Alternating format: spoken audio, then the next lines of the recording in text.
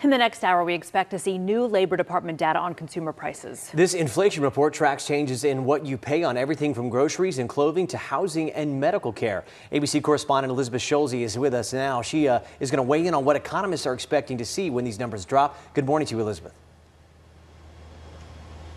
Hey, good morning, Matt and Kara. Great to be with you. We're actually here in Columbus, Ohio, talking about AI and manufacturing, which is a bright spot in the economy, not in line really with what we're expected to see in that inflation report out in just about an hour or so.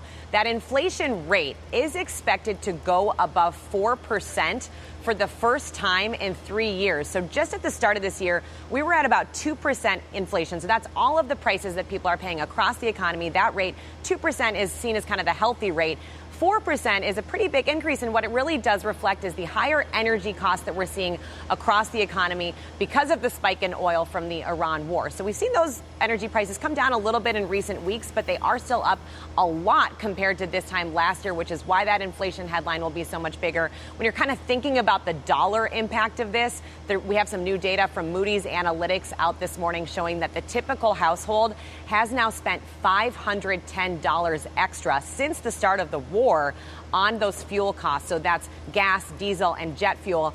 And then really what we're seeing and what this inflation report is expected to also show is how those higher fuel costs are trickling into other parts of the economy too. So think of groceries, for example. We saw a big spike in groceries last month. Those food costs are expected to keep going up. Of course, that's on top of food costs that are up, 25% already just in the past 5 years. So this is a report that is expected to show that spike in inflation adding to really years of stubbornly high prices that so many households are feeling, of course. Yeah, definitely taking in the wider economy look. We appreciate that. ABC's Elizabeth Schulze, thanks for being with us this morning.